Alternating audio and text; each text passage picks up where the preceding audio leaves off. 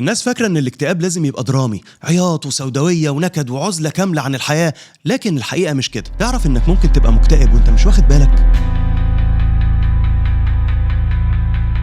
الناس بتستخدم كلمة اكتئاب عشان توصف حاجات كتير، من أول الزعل البسيط لحد إنك تبقى مش قادر تعيش أصلاً. يعني الاكتئاب درجات، اكتئاب شديد مكتمل الأركان في كافة الأعراض كاملة متكاملة، ونوع من الاكتئاب غير مستوفي الشروط. يعني عندك الأعراض كلها لكنها مش مستمرة بالقدر أو المدة الكافية اللي تخلي الدكتور يشخصك إنك مكتئب رسمياً باضطراب اكتئابي كبير ميجور ديبريشن. يعني لو عندك مزاج سوداوي أغلب اليوم، مفيش حاجة بتبسطك، نومك ملخبط، شهيتك متغيرة، مرهق ومش عايز تعمل أي حاجة، حركتك بطيئة أو متوتر طول الوقت، حاسس باليأس والذنب والتقصير وإنك ملكش لازمة، متردد وتركيزك ضعيف ومش طايق العيشة. حتى لو عندك كل الأعراض دي لكنها مش مستمرة لمدة أسبوعين أو مش موقفة حياتك بشكل كامل، فمش هتتشخص بميجور ديبريشن. امال اللي انت فيه ده اسمه ايه؟ اكتئاب برضه، لكن اسمه سب كلينيكال ديبريشن. طبعا مش هقول لك ان ترجمتها هي اكتئاب دون العتبه التشخيصيه او اكتئاب تحت سريري، لانك هتسيب موضوع الحلقه كله وتمسك لي في تحت سريري دي. فخلينا نقول اكتئاب ناقص حته، اكتئاب نص نص، اكتئاب مش جاي بالدرجه النهائيه،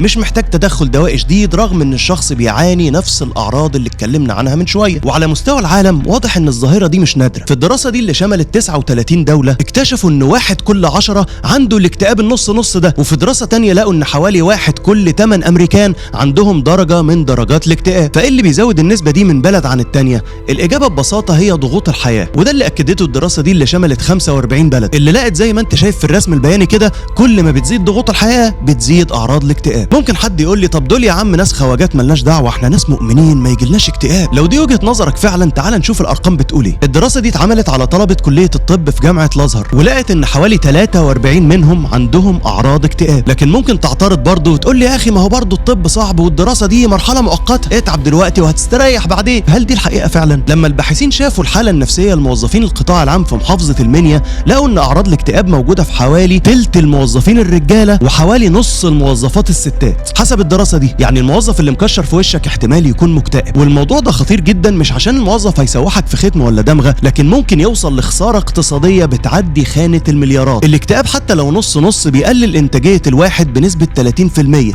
حسب الدراسه دي، وبيخسر العالم حوالي $1 تريليون في السنه الواحده حسب منظمه الصحه العالميه ما بتقول. يا عم فداك، الفلوس بتروح وتيجي، المهم صحتك. لكن اللي خد بجد بقى ان الاكتئاب النص نص ده بيجيب الضغط والسكر وامراض القلب والاوعيه الدمويه، وبيزود خطر الوفاه، واستمراره بيخلي خطر الاصابه بالاكتئاب اللي بجد بقى اكتر 3 أضعاف حسب الدراسه دي. وده بياخدنا لاهم سؤال في الحلقه، ازاي بقى نقدر نقاوم الاكتئاب النص نص ده؟ شوف يا سيدي، روح اعمل لايك وشير وسبسكرايب وتعالى اقول لك اللي فيها. طبعا اللي هقوله ده مش بديل عن زياره معالج او طبيب نفسي، ولو في افكار انتحاريه اطلب المساعده فورا. اللي بتكلم عنه هو طرق بتساعد في الصيانه الدوريه والوقايه من الاكتئاب الخفيف اللي ممكن يجي لنا في حياتنا العاديه. ورقه وقلم واكتبي ورايا يا ست الكل. اول حاجه تعملها دلوقتي هي انك تتحرك، سيب الموبايل واكسر دايره الاكتئاب بانك تخرج من البيت، قابل صحابك، شوف ناس جديده، روح السينما، خش الملاهي. الفكره هنا انك تشغل نفسك وتفكيرك بتفاصيل الحياه بدل ما تتحبس معاها بين 4 حيطان، وانك تبني القدره على الاستمتاع بدل ما تركز بس في مقاومه الشعور السلبي. والطريقه دي اسمها تفعيل السلوك، اتكلمنا عنها بالتفصيل في حلقه ازاي ننسى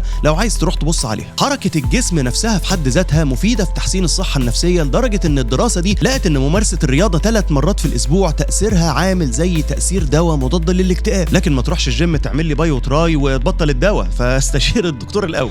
يعني خلاص نزلنا اتحركنا ورحنا الجيم ولعبنا ورجعنا البيت مبسوطين، هوبا لقينا المشكله لسه مستنيانا في البيت وهتدخلنا تاني في مود الاكتئاب. نعمل ايه بقى؟ نستخدم الطريقه 2. تاني طريقه هي حل المشكلات الصغيره. الانسان وهو في مود الاكتئاب بيكون شايف كل حاجه صعبه ومفيش فايده، فبتتراكم عليه المشاكل لدرجه تزود الاكتئاب اللي عنده. عشان كده من الطرق المفيده انك تركز في كل مشكله لوحدها، خدها واحده واحده عشان تقدر تحلها. حدد مشكله واحده بس عايز تحلها خلال اليوم، مشكله واحده بس، وبعدين قسمها لخطوات صغيره، وابتدي اعمل الخطوه بتاعت النهارده، وفي اخر اليوم طالما عملت اللي عليك كافئ نفسك. بس كده، كافئ نفسك على المجهود مش على النتيجه النهائيه، عشان تزود احساسك بالانجاز وتقديرك الذاتي وثقتك في نفسك، وكل الكلام ده بيقلل خطر الاكتئاب. النقطه الثالثه جادل نفسك. مارتن سيليجمان مؤسس علم النفس الايجابي كان دايما بيتكلم عن التفاؤل على انه عكس الاكتئاب، باعتباره طريقه تفكير بتعكس الاليات العقليه اللي بتودي في سكه التفكير الاكتئابي. طب نزود التفاؤل ده ازاي؟ عندك مثلا تمرين اسمه افضل نسخه من نفسك، Best Possible Self. ببساطه اقعد 15 دقيقه، جيب ورقه وقلم واكتب عن نفسك وحياتك في المستقبل وانت محقق كل احلامك واهدافك. اكتب تكتب المشهد بالتفصيل ومشاعرك في الوقت ده. قد يبدو التدريب ساذج وبسيط، لكن عقلك اللاواعي هو اللي ساذج وبسيط، فكلمه باللغه اللي يفهمها عشان يعرف يخلق صوره ايجابيه للمستقبل. حسب الدراسه دي اللي عملوا التدريب ده كذا مره في الاسبوع اتحسن مزاجهم وزاد عندهم التفاؤل وقل الاكتئاب بشكل واضح. وفي تدريب تاني هو انك تكتب 3 حاجات حلوه حصلت لك خلال اليوم مهما كانت صغيره. اكتب ليه كانت حلوه وايه دورك فيها. التدريب ده بيزود تقديرك لنفسك وبيركز انتباهك على الحاجات الحلوه اللي في حياتك وبيقلل درجه الاكتئاب بحوالي 7%. النقطه اللي بعد كده التطوع وعمل الخير.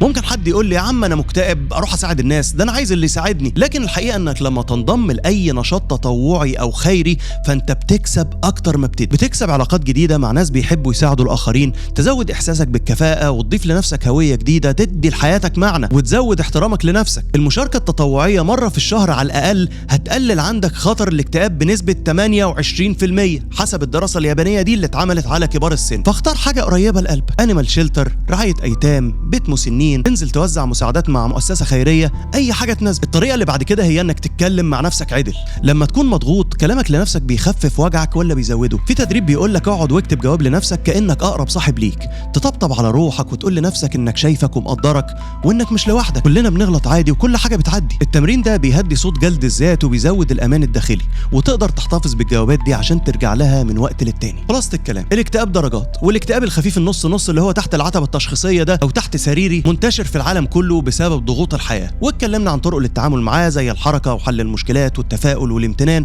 والتطوع والتعاطف الذاتي. فابدا بحاجه واحده دلوقتي حتى لو صغيره وخد خطوه خطوه، واهم حاجه ما تسيبش نفسك تغرق، واطلب المساعده لما تحتاجها لو زادت عليك الضغوط. بمناسبه الضغوط ما تنساش تضغط لايك وتشير الحلقه وتعمل سبسكرايب عشان توصلك الحلقات الجديده. كان معكم دكتور شريف عرفه، اشوفكم على خير وفتكم بعافيه.